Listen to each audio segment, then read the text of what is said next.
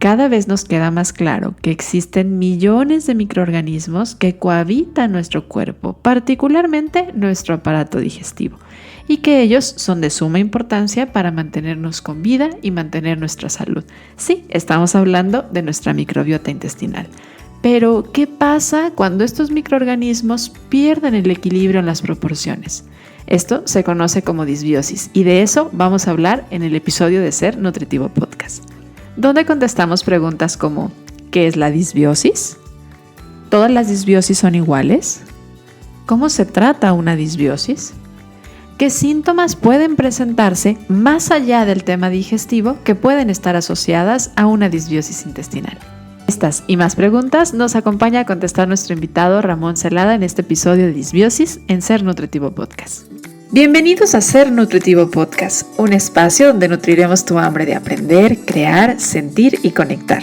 Soy Griselda Jiménez y junto a grandes colegas de la salud y buenos amigos, compartiremos contigo ciencia y experiencia que nutre tu ser. En cada una de las 4 temporadas pasadas de Ser Nutritivo Podcast, hemos dedicado al menos un episodio para hablar sobre microbiota.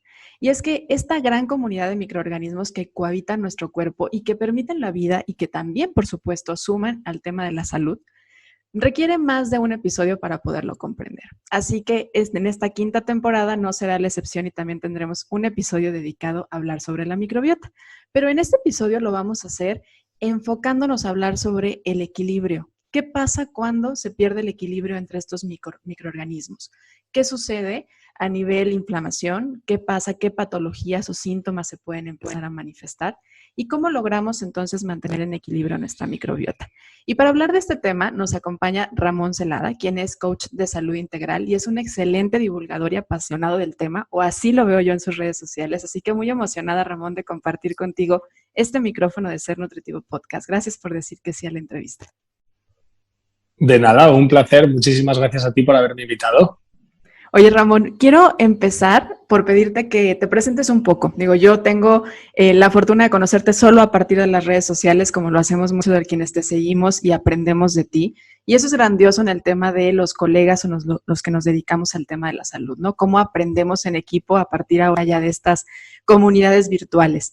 Pero me encantaría pedirte que nos hables un poco sobre ti antes de entrar de lleno al tema, porque nos gusta conocer a nuestros invitados. Cuéntame, Ramón, ¿qué te llevó a ti a decir, oye, como que el tema de la microbiota es base para empezar a tener una buena salud? ¿Por qué empezar a explorar desde ahí y a hablar sobre la microbiota?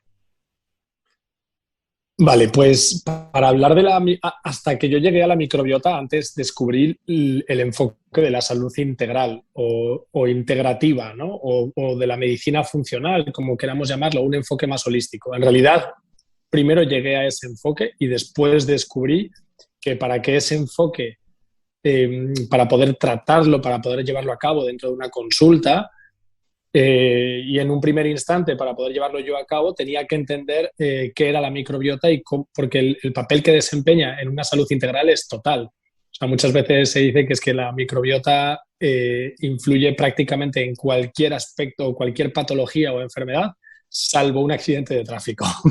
¿No? Es una manera de decirlo que está involucrada en muchísimos procesos.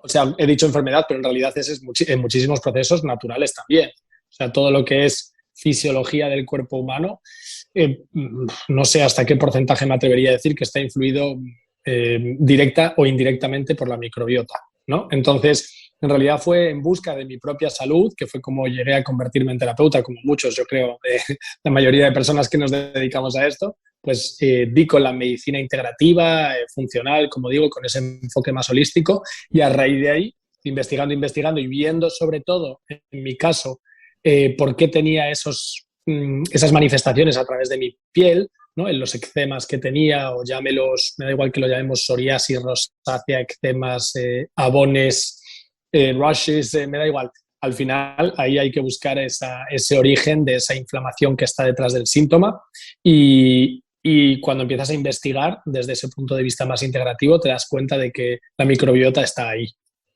Claro, y me encanta que platiques un poco de tu historia porque es el origen muchas veces de muchos procesos, podríamos decir que casi de todos los procesos inflamatorios, como bien lo decías ahorita, ¿no?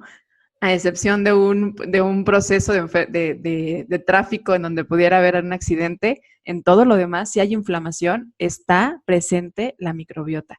Y creo que muchas veces cuando vemos una sintomatología, como es este caso a partir de la piel, ¿qué asociación va a tener? En muchas cabezas dice, ¿qué asociación puede tener esto con la salud digestiva o con la microbiota? Pero hoy vamos a conocer que tiene mucha asociación.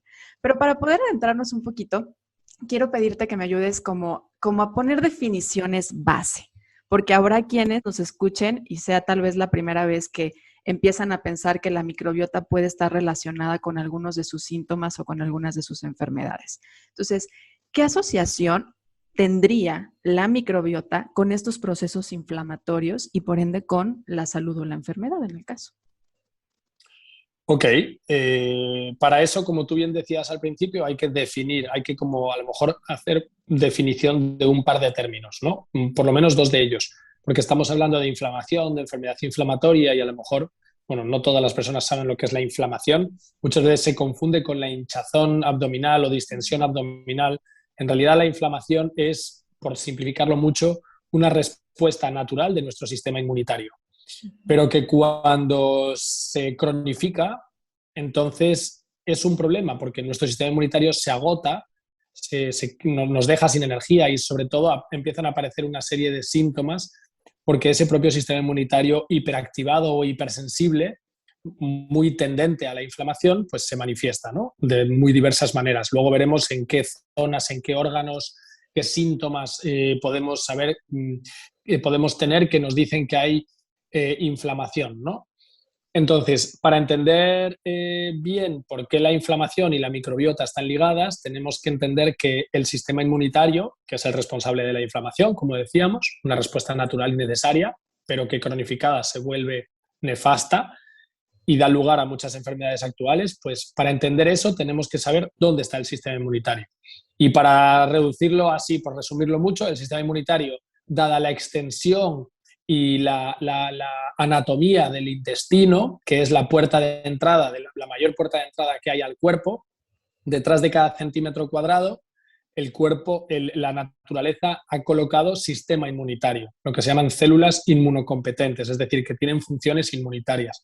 Entonces, como el intestino mide, si lo extendiéramos gracias a los pliegues, a las vellosidades y a las microvellosidades, que es parte de la anatomía del intestino, si lo extendiéramos, estamos hablando de unos 400, 600 metros cuadrados, lo cual es una superficie inmensa y por lo tanto hace que por extensión el 80% de nuestro sistema inmunitario esté en el intestino. Con lo cual ya tenemos ahí que todo lo que afecta a nuestro sistema inmunitario, ya sea alimentación, tóxicos, emociones, movimiento, sedentarismo, todo va a afectar al sistema inmunitario. Y además, ya para terminar, la microbiota, que para definirla muy brevemente sería el conjunto de microorganismos, de microbios que se albergan en nuestro cuerpo, ya sea a nivel intestinal, donde está la mayor parte, ya sea en cualquier otra mucosa del cuerpo, incluso la piel. Es decir, que hay microbiota intestinal, pero también hay microbiota bucal, hay microbiota nasal, hay microbiota pulmonar, vaginal, ¿vale? Y microbiota cutánea en la piel también. Entonces, esa microbiota, que es ese conjunto de microorganismos y cuyo porcentaje más alto está en el intestino, entonces ya vamos a entender también que toda esa estabilidad, ese equilibrio del medio intestinal, del cual depende la inmunidad, pues ahí la microbiota desempeña un papel fundamental, porque se alberga principalmente en esa zona.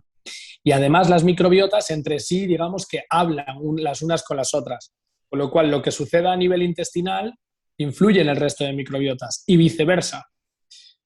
Y Por me lo tanto, encanta ya tenemos aquí, que te ¿sí? has ido por ahí porque de repente pensamos en eso, pensamos como que el intestino está aislado de nuestro sistema nervioso central, que luego lo relacionamos mucho a nuestro cerebro y pensamos que está aislado de nuestro sistema endocrino, pero todo esto se comunica. Y creo que para poder entender cómo está esta comunicación necesitamos hablar pues de neurotransmisores, de estas citoquinas que pueden promover a la inflamación. Entonces, Claro. explícanos un poquito de la comunicación que tiene nuestro sistema digestivo y la microbiota que habita ahí, que ahorita decías es la mayoría, por dar una cifra entre un 70 y 80%, ¿cierto? Del sistema inmunológico habita ahí. Uh -huh. Exacto. Está digamos que está presente en la pared intestinal porque es una pared que es naturalmente porosa, naturalmente permeable, y entonces deja el paso en una situación de equilibrio, digamos, en una situación fisiológica, o sea, una situación de salud, la pared intestinal es permeable. Es decir, existe una cierta permeabilidad para dejar pasar los nutrientes. Pero y para dejar pasar los nutrientes y para impedir el paso de otras sustancias que sean tóxicas o que puedan resultar una amenaza para el cuerpo. Como esto es la naturaleza y el cuerpo lo sabe, las células inmunitarias están detrás de esa pared intestinal y, como decíamos, por extensión, como el intestino es tan extenso, pues al final, a pesar de que, porque esto hay gente que no lo entiende, y es porque a pesar de que a lo mejor un intestino delgado pueda medir unos 5, 6, 7 metros, en realidad la forma en la que está dentro no es un tubo liso, como podamos imaginar como una tubería o un caño, ¿no? Es un tubo que la pared de dentro está plegada, forma pliegues, de manera que la superficie de absorción, de contacto con todo lo que pasa por dentro del intestino, por lo que se llama el lúmen o la luz intestinal, pues todo lo que sucede, todo lo que pasa por ahí está en contacto con el intestino para poder ser absorbido, pero también para poder ser rechazado con el cuerpo. Entonces, al final, de ahí viene, ¿no? Esa relación. Esa relación es directa y, como decíamos, como además ese intestino alberga a la propia microbiota, pues ya tenemos como todo aquello que circula, ya solo circula por el intestino, pero máxime si penetra a través de esa pared intestinal, gracias a esa permeabilidad natural, pues puede potencialmente alterar el equilibrio del cuerpo y activar el sistema inmunitario que está ahí presente. Ahí es cuando se sucede lo que se llama en inglés leaky gut, ¿no? O intestino permeable o permeabilidad intestinal, aunque realmente tendríamos que llamarle hiperpermeabilidad intestinal, puesto que es permeable ya de manera natural. Pero es que además, no solo desde que nacemos, sino desde que somos concebidos, desde que estamos en el feto, desde que somos feto, perdón, y estamos en el vientre materno, ya desde entonces hay microbiota. Es decir, hay microbiota en el líquido amniótico, se sabe, hay microbiota. Es verdad que la mayor parte de la transferencia de la microbiota se la hace la mamá al bebé, se la hace ya desde que es feto, pero sobre todo se la hace después del parto, ¿no? O sea, durante el parto, sobre todo si es un parto vaginal, que es donde se impregna de la verdadera microbiota interesante.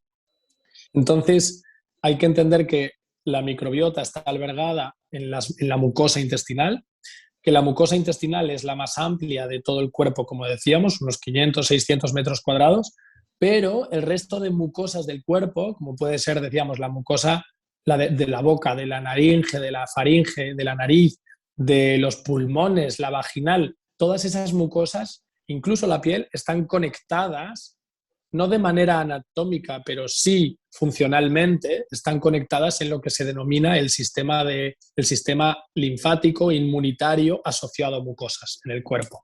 Entonces, por eso algo que sucede en la boca está comunicado con el intestino, y algo que sucede en la vagina está comunicado con el intestino, y algo que sucede en el pulmón también, y algo que sucede en la piel también.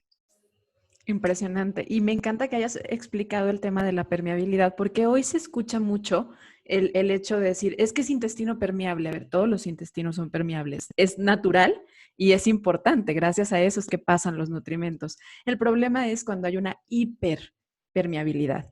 Y empezando a hablar un poquito de cuando las cosas empiezan a no estar tan bien, ¿no? Hoy escuchamos el término muy comúnmente utilizado de disbiosis, lo cual, bueno, nos dice que hay una alteración en la relación de microorganismos. Pero explícanoslo un poco más a profundidad, porque también empezamos a hablar de etiquetitas, de, a ver, existen diferentes tipos de disbiosis según el tipo de microorganismo, según la zona.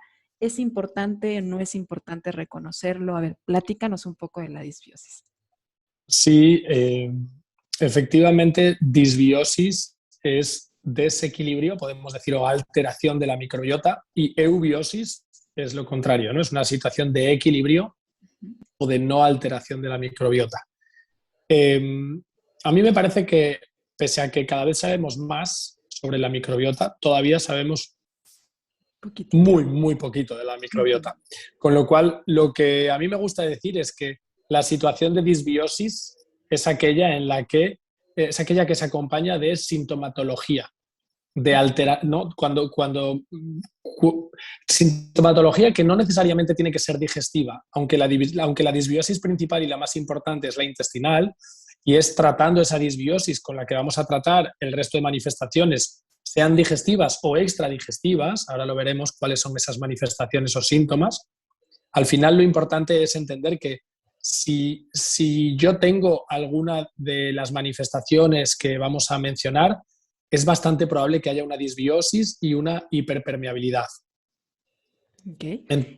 Y hay diferentes tipos de disbiosis. O sea, pensemos en microorganismos y hay muchos tipos de microorganismos. Nuestra Sí, microbiota está compuesta de bacterias, virus. Entonces, ¿qué pasa cuando es uno u otro el que se altera?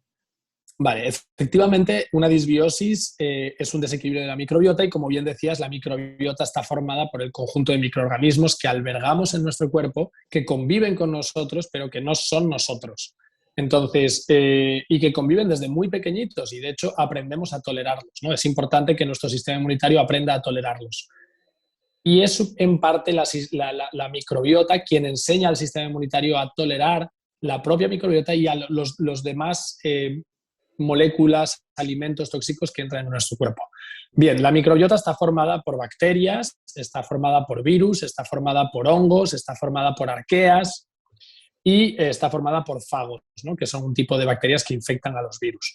Entonces, en función de cuál sea la alteración de esa microbiota, es decir, de que por ejemplo, pues proliferen ciertas bacterias o ciertos hongos, o de que no sea un tema a lo mejor tanto de proliferación, sino en número, o de un microbio en particular, sino de la zona del cuerpo en la que han proliferado. Entonces aparecen nombres distintos, ¿no? Es decir, oímos hablar comúnmente pues, de candidiasis, ¿no? Candidiasis sería pues una proliferación de un tipo de hongo, de levadura llamada cándida, ¿no? Generalmente Candida albicans.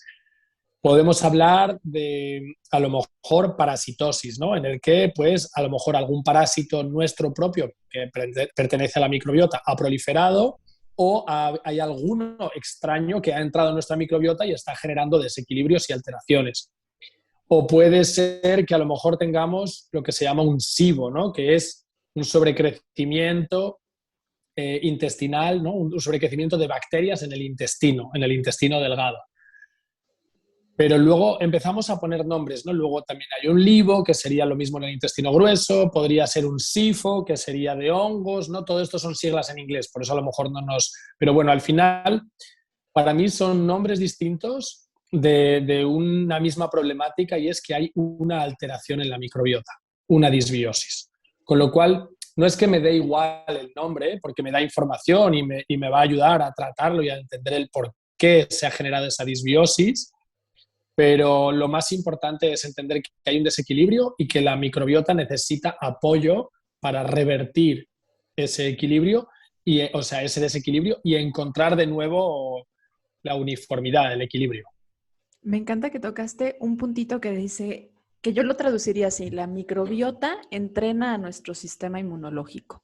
Más en medio de una pandemia, en donde el sistema inmunológico ha llamado la atención y todos queremos tener un sistema inmunológico sano, potente, que sepa reaccionar, pues empezamos a pensar entonces en la importancia de estos microorganismos para que puedan ser unos buenos guerreros nuestro sistema inmunológico.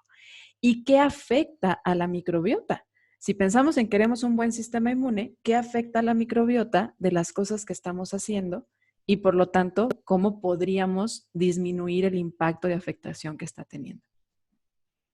Vale, pues si tenemos que hablar de los factores que más afectan a la microbiota de manera positiva y negativa, va a ser la alimentación, por supuesto, aquello que ingerimos, puesto que circula a través del sistema digestivo y alimenta a la propia microbiota, pero también refuerza lo que se llaman sistemas homeostáticos del cuerpo, es decir, aquellos sistemas que mantienen el equilibrio del cuerpo. Y al final la microbiota, pues, aunque no es nuestra, no es parte del cuerpo, es una parte fundamental y de hecho ya se lo conoce hasta como un órgano, ¿no? Un órgano más, un sistema más. Y es igual de importante. Entonces la alimentación va a ser crucial, pero el descanso, un buen sueño es también fundamental. Los factores psicoemocionales son cruciales y veremos el por qué, ¿no? el movimiento o el sedentarismo, en su caso, también son fundamentales. Es decir, que al final lo que afecta a la microbiota, ya sea para bien o para mal, son lo que yo considero que son los pilares de una salud integral, que es esto que acabamos de mencionar, ¿no? Y que es por lo que yo abogo y lo que yo trabajo dentro de los programas de coaching de salud integral, y así lo defino, ¿no? Son 5 pilares para mí fundamentales. ¿Qué es el bien dormir? La Que son alimentación. la alimentación, el descanso, Ajá. entendido como donde está incluido un buen sueño, ¿no? Ok. Un buen descanso nocturno, pero también durante el día, de manera que el estrés, ¿no? El estrés físico o psicoemocional, y por eso ahí entra otro factor más, las relaciones humanas, para mí, son uno de los pilares fundamentales, y las relaciones con nosotros mismos, con la naturaleza, y el movimiento. El movimiento entendido no solo como la ausencia de sedentarismo, sino también como actividad física voluntaria. Y qué interesante que pongas el tema de las relaciones personales y con otros individuos, porque en una condición de donde se ha dado mucho como el aislamiento, la separación, el no salir, esto puede estar afectando a nuestra microbiota y por ende estamos afectando a nuestro sistema inmunológico. Totalmente. De hecho, he tenido muchas pacientes que han mejorado gracias al confinamiento, y otras muchas que han empeorado. ¿Por qué? Porque al final, dependiendo de cada persona, de sus circunstancias, de sus trabajos, pues hay personas que al trabajar en casa han podido encontrar más conciliación, más tiempo para hacer cosas que necesitaban, más descanso, ¿no? Entonces eso les ha permitido encontrarse mejor y por lo tanto que su microbiota mejore. Sin embargo, ha habido personas a los que pues estar en un ambiente cerrado con las mismas personas demasiado tiempo, su trabajo estaba en peligro, su situación económica también. Esto ha generado pues malos hábitos, muchísimo más estrés y por lo tanto un desequilibrio de la microbiota.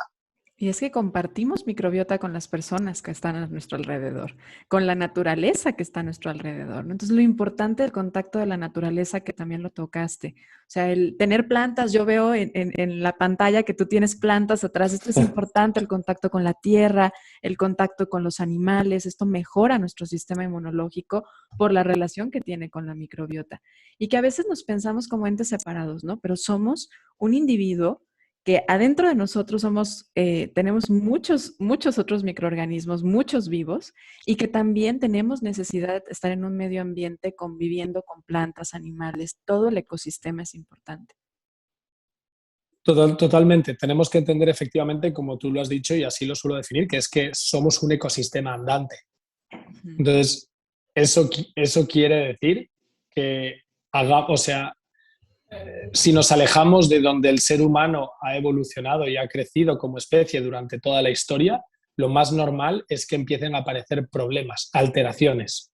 Y cuanto más nos acerquemos a los hábitos y al entorno que nos ha visto crecer como seres, como especie que somos de este planeta durante millones de años, entonces lo más probable es que reencontremos ese equilibrio y la salud. Y por eso las ciudades suelen ser entornos mucho más agresivos para nuestra microbiota que el campo.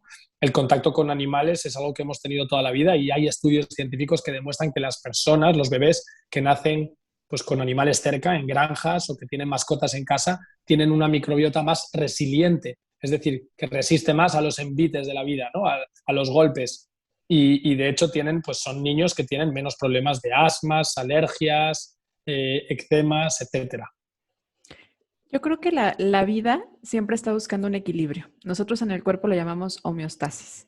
Y la microbiota requiere un equilibrio. Entonces, aquí no hay que hablar como bacterias malas, virus malos, o sea, hay que encontrar el punto de equilibrio, ¿no? ¿Cómo logramos este equilibrio en el tema de la alimentación? Ahorita hablabas de este entorno y yo pensaba, ok, necesitamos regresar a lo que nos ha ayudado a crecer y a mantenernos como especie, son las semillas, los granos, las frutas, ¿no? Estos alimentos que son alimentos vivos en sí. Pero también ahorita yo pensaba, bueno, ¿cómo le hacemos entonces con el tema de la variedad que esto permite un equilibrio a nivel de la microbiota? Pues el tema de la alimentación siempre va a ser un tema controvertido, porque tantas microbiotas hay como personas hay en el planeta. Ujú. No hay dos microbiotas iguales Y las microbiotas son un poco la huella, es como una especie de huella dactilar, pero viva, que varía. Es decir, que la microbiota no es la misma cuando nacemos que cuando morimos, independientemente de que hayamos vivido con salud. Wow. Con lo cual hay que entender que hay una evolución fisiológica, es decir, natural de la microbiota a medida que pasamos por diferentes etapas de la vida. Esto es normal y es natural. Hay que entender que ha habido personas, ha habido, hay y habrá personas sanas en todas las latitudes del planeta. Es decir, que el ser humano y la microbiota se adaptan a muchísimas de las situaciones. Y de hecho, yo considero que las alteraciones que producen patología, que producen síntomas, yo creo que son adaptaciones que finalmente resultan, a lo mejor, pues, adaptaciones que son necesarias para poder sobrevivir, pero que tienen un coste. Entonces, ¿con esto qué quiero decir? Quiero decir que ha habido a lo largo de la historia y sigue habiendo personas que comen de maneras muy distintas y que pueden estar todas sanas. Hay alimentaciones que, en teoría, y es verdad que cuando miramos la mayor parte de la ciencia que se ha desarrollado en torno a la microbiota y la alimentación, hay una, digamos, siempre que hablamos de microbiota oímos hablar de fibra, ¿no? Y de cómo la fibra, que es esa parte, fibra y otros compuestos que se llaman prebióticos, ¿no?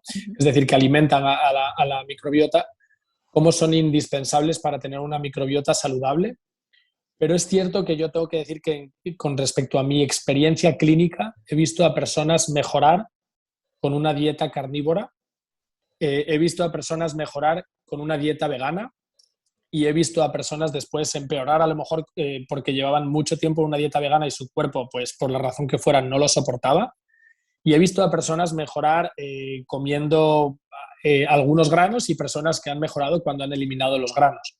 Entonces, sí creo que hay un marco de alimentación que yo, voy a hablar de mi experiencia propia como persona, mi experiencia como terapeuta, ayudando a las personas. Entonces, creo que casi cualquier alimentación, casi, dentro teniendo en cuenta que esa alimentación esté basada en un 90% o en un 95% en alimentos reales que provienen de la naturaleza, lo menos manipulado posibles, ahí ya nos estamos acercando muchísimo a la solución. Ahora, es cierto que hay ciertos momentos en los que la microbiota se altera o se encuentra tan alterada que hay alimentos en principio sanos que no tolera, que el cuerpo no tolera y que la persona lo nota porque come y se siente peor. Hay un post que publiqué hace años en el que aparecía pues, una foto de un flan o de un postre y una foto de un pan de mala calidad, de un pan Bimbo o de molde, y luego aparecía una manzana y un brócoli, ¿no? Y a propósito preguntaba ¿por qué te sientes peor cuando comes estos dos últimos alimentos que en teoría son más sanos, ¿no? Que son la manzana y el brócoli? Y es cierto que mucha gente se veía identificada. Y es porque, bueno, la alteración de la microbiota hace que ese propio alimento del que hablábamos antes, la fibra y otros compuestos vegetales, cuando la microbiota está muy alterada, no se toleran. Y a veces hay que limitarlos o eliminarlos o reducir su frecuencia para poder recuperar el estado de eubiosis, de equilibrio, para después ir introduciéndolos poco a poco en base a la tolerancia de la persona. He de decir que, aunque esto suene a lo mejor distinto a lo que se suele escuchar, los alimentos de origen animal y las grasas ya sean animales o vegetales de buena calidad, suele ser lo que mejor se tolera cuando hay una disbiosis muy fuerte. Entonces, en realidad, para mí, una alimentación saludable tiene que tener una proteína de buena calidad. En este caso, muchas veces cuando hay disbiosis, ya que es el tema de hoy, ya que cuando hay disbiosis, esa proteína es la proteína de origen animal, acompañado de buenas grasas y después, por supuesto, en función de la tolerancia de la persona, todo aquello vegetal que tolere, desde tubérculos, pasando por frutas, verduras y, bueno, pues si vamos más allá todavía, si el cuerpo lo tolera, frutos secos, semillas, legumbres, cereales y pseudocereales. Pero estos últimos, que es el grupo de los granos, es algo que ha sido introducido más recientemente, entre comillas, en la historia del ser humano y en general suele ser un poquito más inflamatorio que por ejemplo, pues tubérculos, frutas y verduras. Sí, y es que creo que de lo que acabas de decir, yo me quedo con que, a ver, es que no hay una sola forma de comer saludable y también estas etiquetas que ponemos de este alimento es saludable, el alimento no puede ser saludable, un alimento puede ser nutritivo, pero lo saludable depende de para qué persona, en qué cantidad, en qué condición, cómo está su salud. Son muchas las cosas que tendríamos que responder para poder decir si ese alimento sería el mejor o no. Totalmente. De hecho, o sea, las personas que nos están escuchando y que sabrán, y mis pacientes también lo saben, que ese mismo alimento que siempre les sienta bien, el 99% de las veces les sienta bien, resulta que un día, por alguna razón extraña, les sienta mal. Y esa razón extraña normalmente suele ser el estado psicoemocional de la persona. Es decir, que el mismo alimento, y esto lo puedo extrapolar a la misma alimentación, puede sentarme bien y puede ser la solución del problema, pero también puede ser en un momento dado la causa del problema. No la causa, El sino que puede ser detone. el que, sí, exacto, el que detone, el que desencadene la sintomatología, ¿no? El que levante un poco y descubra el problema que hay ahí. ¿Por Ujú. qué? Porque el equilibrio se ha alterado y una vez más, como decíamos antes, la alimentación es parte de la solución, parte del problema, pero no es lo único. Y de Y hecho hay- me atrevería a decir que perdóname, no, no, no, me no. atrevería a decir que la mayoría de las personas cuando llegan a mí y yo les pregunto qué ha pasado, o sea, qué pasó cuando te empezaste a encontrar mal, todos estos síntomas que me has contado, creo que diría que el 80% de las veces, y estoy siendo, creo que me quedo corto, son temas de estrés sostenido, ya sea estrés emocional, sea estrés físico, pero estrés sostenido, sobre todo psicoemocional. Y allá voy, porque justamente creo que muchas personas pensamos en, bueno, tengo un problema, una alteración en mi microbiota, tengo entonces un problema de salud digestiva. Y pensamos entonces que solo se va a manifestar en inflamación a nivel como de volumen o abultamiento en el vientre, en gases, que probablemente sí sean síntomas que puedan presentarse, pero también se pueden presentar mucho con movimientos en el estado anímico, sensación de ansiedad, cuestiones de mucha tristeza, estas personas que de repente lloran porque ven una película o de repente están contentas, o sea, esta variación en la forma en la que se sienten, porque hay una asociación muy fuerte de nuestra microbiota con nuestro sistema nervioso central. Y yo te he escuchado hablar de ella y no quiero dejarte ir sin que nos platiques un poco de esta asociación, en donde obviamente nos daría para un tema completo porque tendríamos que hablar sobre el sistema nervioso, pero platícanos un poco para que estas personas que a veces se sienten como, es que voy al doctor y me tacha de que estoy loco o exagero o siento demasiado o lo clasifican como, esto es un problema psicológico y esto es un problema digestivo. Y hay un punto en el que se unen. Platícanos un poco para entenderlo. Interrumpo unos segundos de este episodio para contarte que en sernutritivopodcast.com puedes registrarte para formar parte de nuestra comunidad de seres nutritivos y recibir semana a semana la información sobre los nuevos lanzamientos del episodio, así como los artículos de referencia, libros y más que nos comparten cada uno de nuestros entrevistados y además, por supuesto, cuentas que nos inspiran y que nos ayudan a nutrir física, mental y espiritualmente. Regalos, sorpresas y muchas cosas más por formar parte de nuestra comunidad de seres nutritivos. Visita sernutritivopodcast.com y regístrate para ser parte de nuestra comunidad. Ahora sí, regresamos al episodio.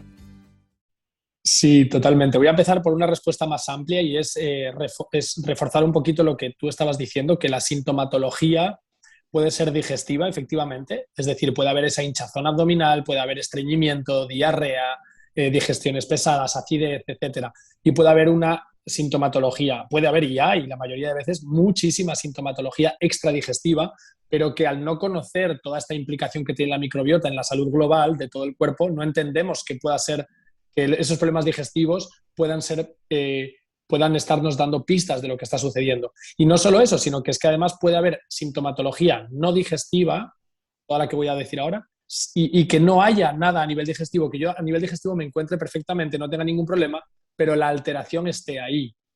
Entonces, hablamos de problemas de piel, hablamos de problemas de infecciones recurrentes, de alergias, de asmas, de dolores de cabeza, ¿no? O migrañas, dolores articulares y musculares. Hablamos de enfermedades autoinmunitarias, hipotiroidismos, celiaquías, artritis reumatoide, lupus, bueno, etcétera, etcétera. Y hablamos también, efectivamente, de sintomatología neurocognitiva. Es decir, hablamos de depresión, hablo de verdad, no solo de sentirse un poco más triste o con un ánimo muy variable, sino que hay casos clínicos de depresión que mejoran cuando trabajamos ese eje que vamos a definir ahora, que se llama microbiota intestino-cerebro, ¿no? Esa comunicación, esa inflamación que viaja desde el intestino hacia el cerebro, por decirlo así, y viceversa, ¿no? Y esa inflamación viaja y genera lo que se conoce como neuroinflamación. Es decir, una inflamación del sistema nervioso, principalmente del sistema nervioso central, con una sintomatología que puede ser a nivel de energía, a nivel de fatiga, a nivel de ánimo, a nivel de depresión, a nivel de falta de concentración, de motivación, de niebla mental, ¿no? Este foggy mind que se habla en inglés. Entonces, toda esta sintomatología está ahí. ¿Por qué? Porque hay una relación directa y bidireccional entre lo que sucede en el medio intestinal, donde está la microbiota, y el sistema nervioso central, presidido por ese cerebro nuestro que tenemos arriba en el cráneo. Entonces, esa relación es directa a través de un nervio que se llama nervio vago, que forma parte de un sistema nervioso que se llama sistema nervioso autónomo o vegetativo, que controla todas aquellas funciones que tienen que funcionar sí o sí para que nosotros estemos vivos. Todo aquello que es autónomo. Es decir, que aunque yo no lo piense, aunque yo no ponga mi concentración en eso, pues mi corazón late, mis pulmones respiran, mi digestión se produce, mis uñas crecen, mi vejiga funciona correctamente. Todas estas funciones dependen del sistema nervioso autónomo. Y el sistema nervioso autónomo está en contacto directo con el sistema nervioso central y con otro sistema nervioso que envuelve todo el aparato digestivo, que se llama sistema nervioso entérico. Entonces, todo lo que sucede a nivel intestinal afecta al cerebro, afecta al sistema nervioso central, y todo lo que sucede en el sistema nervioso central o cerebro afecta al intestino, por esa relación bidireccional. Y siempre explico lo mismo, y me vas a perdonar, bueno, a lo mejor una expresión un poquito fea, pero que es, por lo menos en España, es o sea, se utiliza bastante, es un poco vulgar, pero es cagarse de miedo, ¿no? Entonces, es tener tanto miedo que literalmente te entran ganas de ir al baño, ¿no? Hasta se te puede escapar algo. Y eso estamos viendo una relación directa entre un estado de ánimo, el miedo, en este caso una emoción, y una respuesta visceral, literalmente visceral, ¿no? Pero también estamos hablando de que cuando estamos con una gastroenteritis, por decir algo así, o nos ha sentado mal algo en el estómago, a la digestión, estamos alicaídas, no tenemos energía, no tenemos ganas de movernos, y eso es esa relación que hay entre el intestino y el cerebro. Y de nuevo, pues si tengo un examen o tengo una entrevista de trabajo y estoy nervioso o nerviosa, también voy más al baño, voy de una manera distinta, las heces son más sueltas. ¿Por qué? Porque hay esa relación bidireccional.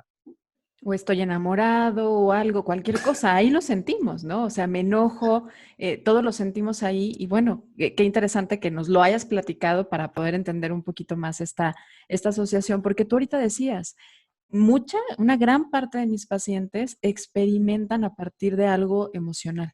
O sea, esto es como lo que gatilla la mayoría de los síntomas. Y creo que ahorita con todo el estrés que se vive, porque hemos vivido estrés desde hace muchos años, estrés muy emocional por la forma de vida que estamos teniendo, ¿no? Vivimos muy rápido, el tener que salir, el tráfico, el riesgo, bueno, muchas cosas. Pero hoy se suma el tema de la salud con la pandemia, hoy se suman los duelos, las pérdidas. Estamos viviendo en condiciones de mucho estrés que están afectando en esta conexión bidireccional de la cual hablas también a nuestra microbiota y que por lo tanto pueden empezar a reflejarse en muchas de estas condiciones que decías, enfermedades autoinmunes que no están aisladas de nuestra salud digestiva. Hoy llama la atención, no sé si sea que se hace más diagnóstico de las enfermedades autoinmunes o en realidad está habiendo una mayor cantidad de enfermedades autoinmunes. No, hay una mayor prevalencia. No solo se diagnostican más, sino que hay una mayor prevalencia. Y no solo enfermedades autoinmunitarias. Cada vez más los niños y niñas nacen con más problemas. Tienen diabetes más temprano, tienen problemas de eczemas, asmas, sarpullidos, cuántos bebés conozco que tienen alteraciones en la piel, que a los que la medicina actual no les da muchas veces importancia, Ujú. pero ya son síntomas de que hay algo que está sucediendo dentro, algo se está cociendo en el interior de ese bebé o se ha cocido, y lo bueno es que además esa alteración en un bebé es mucho más fácil de revertir, de arreglar que en una persona adulta, porque normalmente al final lo que decimos es un síntoma de disbiosis, es un síntoma de hiperpermeabilidad, es un síntoma de que hay una inflamación, es decir, una respuesta exagerada y constante del sistema inmunitario. Por lo tanto, todo aquello que resolvamos en una edad temprana va a ser, va a ser la solución, va a evitar, digamos, que sucedan otros problemas distintos en una edad más adulta. Y yo soy un ejemplo de ello. Yo he vivido con inflamación y con disbiosis y con hiperpermeabilidad muchos años, sin saber qué era eso, porque yo tengo eczemas y problemas en la piel desde muy pequeño, desde bebé, veo mis fotos. Y a día de hoy he conseguido solucionarlos, pero en el camino pues han pasado una serie de, pues bueno, en el camino pues me he encontrado con una alimentación que me ha llevado a tener una cierta resistencia a la insulina, que sería la antesala de la diabetes, y no hay que olvidar que la microbiota, cuando está alterada, no solo altera nuestro estado fisiológico y de ánimo, sino también nuestra conducta. Es decir, que tendemos a tomar decisiones que no están basadas únicamente en nuestra parte cognitiva o incluso en la parte emocional, sino que hay un aspecto bioquímico, hay un aspecto en el que media la microbiota, y las personas que tienen pues ciertos desequilibrios de la microbiota suelen tener tendencia a comer a lo mejor pues X alimentos que lo que están haciendo yo siempre explico que es un poquito que hay una especie de, hay como grupos en la microbiota, como bandas, y si una crece más de lo debido, pues hay que alimentarla más porque hay un mayor número y por lo tanto nos va a pedir ciertos alimentos más que otros. Y manipulan un poco nuestras ganas o necesidad de consumir Decisiones, algún alimento, sí, claro. exacto. Ujú. La apetencia por ciertos alimentos, ¿no? Especialmente pues por hidratos, por harinas refinadas, por azúcares. Hay una apetencia verdadera por esos alimentos que no viene solo de que nos gusten, sino que nos los está pidiendo, aunque luego nos sienten mal, por Ujú. otro lado. Y ahí entra no eres tú, es tu microbiota, pero tú puedes modular tu microbiota con algunas decisiones de estilo de vida, no solo de alimentación. Y eso me ha llamado mucho la atención que lo has dicho, ¿no? El hecho es Sí. el patrón de vida. Algo que últimamente vemos, yo creo que en la última década en la alimentación, es que no podemos estar aislando que todo depende de lo que comemos, o sea, depende de un patrón. Ya empezamos a estudiar patrones de vida y no nada más lo que come esta persona. Y ahorita mencionaste diabetes, mencionaste resistencia a la insulina, has mencionado por ahí algunas condiciones metabólicas en varias ocasiones y que tienen que ver con nuestro sistema endocrino. Y también las personas creemos que no hay mucha asociación, pero sí la hay. O sea, ¿cómo se asocia la microbiota con nuestro sistema hormonal? Vale, las hormonas, ya sean desde un punto de vista pues más metabólico, como estabas hablando, o hormonas sexuales, como Ujú. pueden ser, ¿no? Los estrógenos y otras hormonas que afectan, ¿no? A que tengamos pues a lo mejor unas menstruaciones más dolorosas, quistes o miomas en los ovarios, fibromas, síndrome de ovario, o sea, quistes, ¿no? Bueno, síndrome de Síndrome de ovario ovario poliquístico o poliquístico. no, Ajá. pero haya quistes en los ovarios, temas de infertilidad, de endometriosis. Estamos hablando de muchas enfermedades, en principio hormonales, pero que tienen muchísimo que ver con la inflamación. Ujú. Entonces, ahí está un poco la unión entre las enfermedades cardiometabólicas, como decías tú antes, resistencia a la insulina, hipertensión, diabetes, problemas de colesterol oxidado, y todas estas problemas más hormonales, a lo mejor más referentes a las hormonas femeninas de los que estaba hablando, están muy relacionados con la inflamación, con esa inflamación de bajo grado crónica de la que hablábamos antes y que está mediada por el sistema inmunitario, y por lo tanto la microbiota y la salud intestinal y la hiperpermeabilidad son fundamentales para entenderlas. Ujú. Y hablábamos hace ratito de alimentos. Dentro del tratamiento de estas disbiosis, en muchas ocasiones entra una herramienta que es la dieta de eliminación.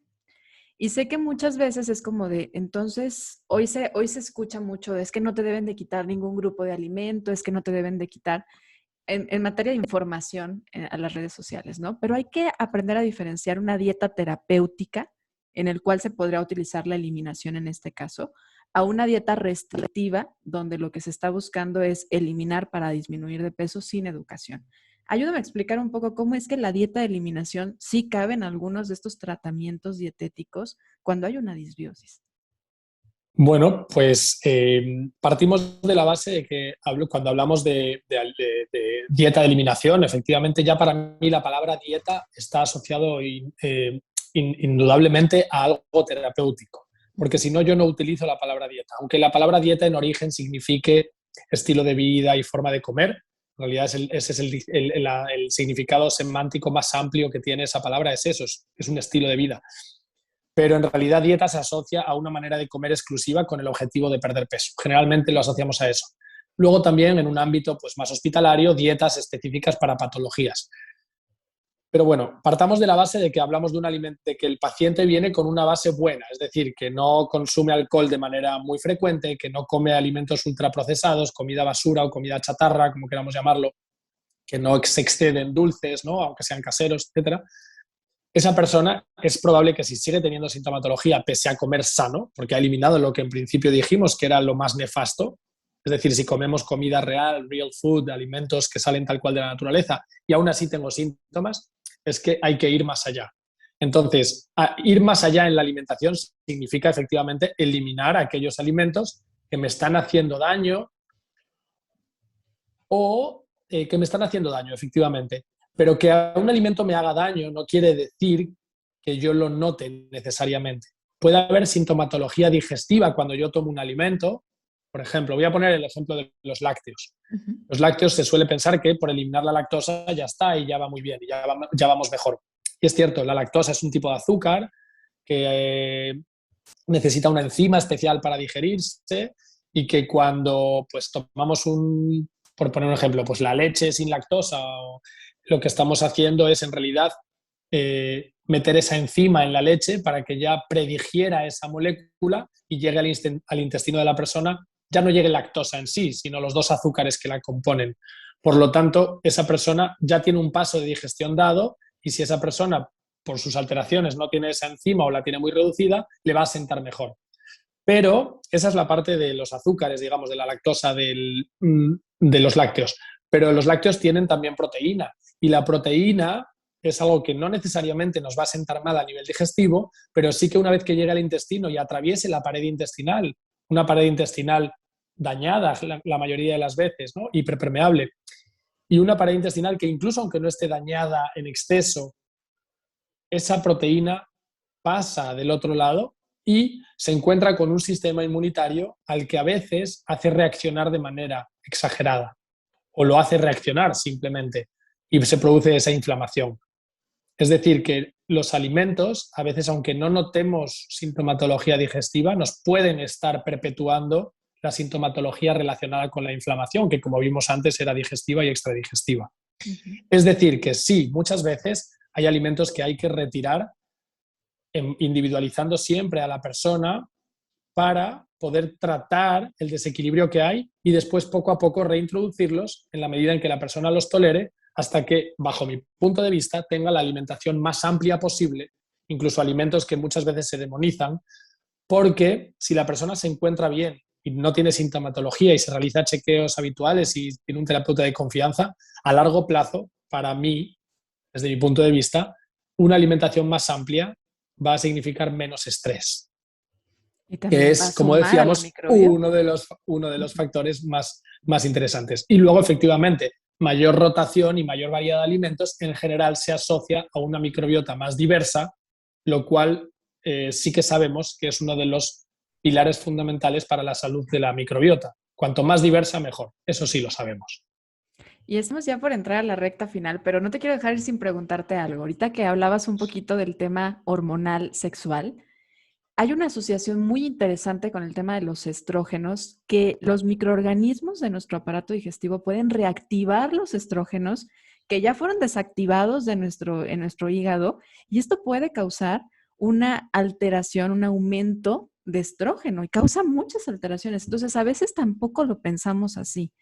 Ayúdame a explicarles un poquito de eso, de lo que acabo de dar una pincelada yo, para poder decir en las mujeres, oye, a lo mejor traes un problema así de ovario poliquístico y tal vez tenga que ver con tu microbiota, o un problema de fibrosis mamario y tal vez tenga que ver. A Sí. ver, explícanos. O algo mucho más sencillo, es decir, puede que tengas unas menstruaciones dolorosas, simplemente dolorosas, que necesiten de algún medicamento puntual para quitarte el dolor, aunque solo sea un día, y eso ya no es normal. Es muy habitual, pero no es normal. Entonces, porque eso, simplemente eso, o que haya coágulos en la menstruación, simplemente eso, que haya dolor durante la menstruación o antes, que haya coágulos, que haya un sangrado excesivo o... Sí, nos está hablando en general de una alteración hormonal que, como bien decías, tiene mucho que ver con la microbiota. No solo por la inflamación en sí, sino también por lo que decías, ¿no? Porque esa microbiota forma parte, en realidad, el hígado, como tú mencionabas, es un órgano que ayuda a eliminar, ayuda a procesar todos los alimentos y ayuda a eliminar desechos del cuerpo. Es una de las vías de eliminación de desechos. Y cuando el hígado se ve saturado o el hígado, pues por exceso de medicación, alimentos que no convienen, hay inflamación que hace que no trabaje bien, tenemos un hígado graso por X circunstancias. Muchas veces ese hígado está superado y llega a una cantidad de estrógenos mayor de la que puede controlar. Eso es, a su vez, además, hay que entender que el hígado, a la hora de detoxificar, es decir, de hacer los procesos normales que hace un hígado para eliminar, se llama detoxificación, no tiene nada que ver con zumos detox, sino con el proceso natural de eliminación. Transforma esas moléculas en unas moléculas que son más fácilmente eliminables por el cuerpo, ya sea por las heces, ya sea en la orina, ¿no? En ese proceso de detoxificación interviene la microbiota. Entonces, como tú bien decías, si la microbiota está alterada y hay más bacterias o microbios de unos que de otros, entonces esas moléculas que el hígado ha convertido para que sean más fácilmente eliminables se pueden volver a reconvertir en una molécula más tóxica y no tan fácilmente eliminable. Y entonces empiezan a aparecer síntomas, como los que hemos mencionado. Muchas gracias por explicarlo también. No lo podía haber explicado de mejor manera. Lo más sencillo es explicarlo así para no entrar en términos complejos de enzimas o de nombres en particular de bacterias que no tienen que... Claro. Y en realidad se trata de concientizarnos, sobre todo como mujeres, que muchas veces normalizamos muchos de estos síntomas que decías, no necesariamente llevarlo a algo patológico, a síntomas que hemos creído que son normal, como el dolor, como es el no poder ir a trabajar, o voy, pero voy con mucha inflamación, incomodidad. Nuestro ciclo menstrual es definitivamente, lo dice por ahí una gran experta, es prácticamente para nosotras las mujeres, es tan importante como cualquier otro signo vital. Entonces ahí nos habla, nos habla. Y ahora sí, Ramón, estamos entrando a la recta final del episodio. Te cuento que hacemos un par de preguntas a nuestros invitados. Estas parten de la idea central que tiene Ser Nutritivo Podcast, que el ser humano no solamente necesita nutrirse físicamente, sino también mental y espiritualmente. Y nos gusta tomar ideas de cómo le hacen nuestros invitados para nutrirse en estos tres aspectos. Así que cuéntanos, Ramón, ¿cómo disfrutas nutrir tu mente? Mi mente, pues efectivamente yo siempre digo que la pregunta retórica que hago es la de ¿todavía piensas que la comida es lo único que te alimenta? ¿No? Y la respuesta obvia es que no, es que el ser humano no se alimenta solo de lo que come, sino de lo que le nutre como persona. Y ahí es donde voy, ¿no? La mente forma parte de mí como ser, como persona, y mi mente la nutre, por supuesto que la nutre una alimentación adecuada, pero la nutre estar satisfecho con mi día a día, estar en línea con mis valores y con mis prioridades. Entonces, en ese caso, para mí es el contacto con la naturaleza, es el aportar al mundo mi granito de arena, que en este caso es ayudar a los demás, es tener personas a mi alrededor que me suman y no me restan. Entonces, son unas buenas relaciones humanas. Me nutren muchas cosas, me nutre la música, me nutren los viajes, me nutre el descubrimiento culinario de los países, me nutren muchísimas cosas, el movimiento, me nutre mi perrito, mi futuro marido, me nutre todo. ¿Y cómo disfrutas nutrir tu alma? Mi alma se nutre, es un poco resultado de que mi cuerpo y mi mente estén en equilibrio y estén satisfechos, pero se nutre sabiendo que formo parte de algo más grande que yo, de lo que me siento orgulloso y que me aporta paz interior. Entonces, normalmente yo tengo una especie de, no sé qué forma tiene, pero todos sabemos cómo es nuestra paz interior. Entonces, todo aquello que altera mi paz interior, normalmente o me alejo de ello o, o pongo medidas para retirarlo de mi vida. Hay una serie de prácticas que pueden ayudar. En mi caso van variando, pero creo que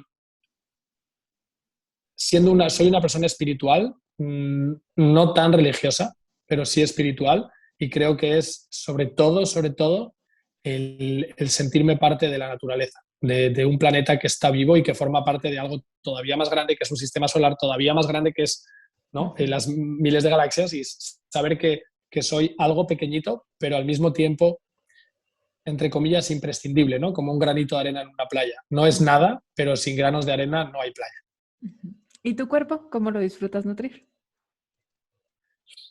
Mi cuerpo se nutre con unos buenos ritmos. En mi caso son ritmos de acostarme temprano y levantarme temprano. Así me siento yo y me siento bien. Eso es fundamental. Un buen descanso, porque cuando tengo un buen descanso, que para mí es eso que explicaba, el dormir temprano y levantarme temprano, eso implica que tomo buenas decisiones, que tengo ganas de ir a correr, que tengo ganas de ir a hacer deporte, a andar en la naturaleza, a cocinar rico.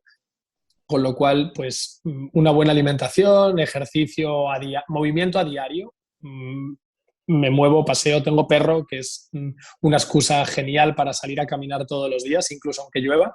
Y luego procuro hacer ejercicio, actividad física, digamos, ya más programada, entre 4 y 6 días a la semana, depende. Me encanta y nos sirve mucho escuchar algunas de estas ideas, aunque algo que me queda claro al escucharte es el tema de ser congruente contigo, ¿no? O sea, tú hablas de tus valores, tus ideas, lo que te sienta bien a ti, y hay que recordar, sobre todo en este espacio, que nuestros invitados nos comparten lo que a ellos les sirve, pero hay que individualizar todo y la escucha a uno mismo en su parte física, mental y espiritual es esencial para esto. Siempre, siempre, siempre. Y ahí o sea, yo no lo habría podido decir mejor, pero efectivamente para mí el ser congruente, ser coherente, que haya una coherencia entre lo que mis valores, que al final yo creo que están impregnados en el alma, en mi alma que vienen de mi educación y vienen de lo que yo he querido también como adulto, que esos valores estén alineados con mis prioridades y esas prioridades estén alineadas con el tiempo que le dedico a las cosas. Cuando eso no está, y hay un ejercicio precioso que se hace en coaching, ¿no?, y que hago con mis pacientes, y es eso, es unir valores con prioridades y el tiempo que realmente le dedicamos a esas prioridades. Porque cuando hay una disonancia, cuando no hay una correlación, cuando no es coherente o congruente nuestra vida con lo que verdaderamente queremos y con lo que es importante para nosotros, que serían prioridades y valores, entonces se empieza a generar una especie de frustración y de tristeza interna que a lo mejor no se manifiesta como tal si no la trabajamos, sino que se manifiesta como decisiones que a lo mejor a corto plazo nos parece que, a corto o medio plazo, nos parece que nos ayudan y que nos alivian, pero a largo plazo en realidad nos van haciendo daño. Y de ahí muchas veces se somatizan a enfermedades, se somatiza a no sentirnos vivos y no estar viviendo la vida que queremos. Oye, Ramón, y la última pregunta que hacemos es que estamos haciendo un libro de la vida para futuras generaciones. Es un libro de frases. Entonces, ¿qué te gustaría poner ahí, Ramón? ¿Qué te gustaría decirle a futuras generaciones en una frase? En una frase cualquiera, una frase mía, no En tiene una que ser un frase, dicho ni... no, la que tú quieras. Tuya o algo que a ti te mueva, que tú digas, esta frase a mí me sirve, pero que tú digas, esto hay una lección importante que las futuras generaciones, hablando de esa trascendencia que decía, no somos muy pequeñitos, pero podemos trascender en la misma humanidad. Claro, pues bueno, si cojo una frase mía, para mí, que utilizo, para mí un mantra mío es mejor hecho que perfecto. ¿Vale? Entonces es simplemente que no dejes que la perfección sea, que lo bueno sea el enemigo de lo perfecto sea enemigo de lo bueno. Es decir, que si quieres hacer algo, ponte a ello, hazlo. No esperes a que sea el momento perfecto, no esperes a que sea, como digo yo, el día 1 del mes, no esperes a que sea el 1 de enero. Da igual, aunque te creas que no tienes los recursos necesarios, aunque te creas que no es tu momento, hazlo, da el salto, ¿no? Da ese salto. Porque, como digo yo, o sea, a ver si me gusta hablar de la metáfora del circo, ¿no? Y como los equilibristas que saltan desde una barra hasta otra es imposible que se agarren de la barra siguiente mientras no han, o sea, sin haber soltado la barra anterior. Porque si no, pues se quedarían agarrados entre las dos barras y básicamente pues o se romperían en dos o el movimiento se perdería y se caerían al final a la red de seguridad que tienen debajo. Entonces, en realidad, es necesario soltar lo anterior para poder cogerse a lo siguiente. No esperes a la perfección para que las cosas tengan lugar. Actívalas, porque desde la acción viene la claridad. Padrísimo. Pues muchísimas gracias, Ramón. ¿Hay algo todavía que tú digas, Gris, no nos vamos sin que yo diga esto? No, creo que ya he dicho muchas cosas. Muy interesantes y te agradecemos podemos muchísimo. Dejar que descansen los oyentes. Te agradecemos muchísimo tanto los que te estamos escuchando como toda esta comunidad de seres nutritivos por tu tiempo, tu conocimiento, por abrirnos y platicarnos también sobre tu experiencia y lo que a ti te ha servido. Muchas gracias. De nada, muchísimas gracias a ti por haberme invitado y simplemente nada, quien me quiera seguir me tiene en las redes sociales, en Instagram como Celada Tomé y sobre todo en la comunidad de mi newsletter, donde si quieres les dejamos un enlace para que puedan inscribirse y recibir todas las noticias que suelo mandar un par de veces al mes para que nos sigan más de cerca todavía. Claro que sí, te compartiremos toda la información de Ramón en las redes sociales de Ser Nutritivo Podcast y por supuesto también en el boletín. Ramón, muchas gracias y a ti que nos escuchaste, gracias por ser parte de Ser Nutritivo Podcast. Acuérdate que nos escuchas cada jueves con un episodio nuevo, así que nos escuchamos pronto. Gracias.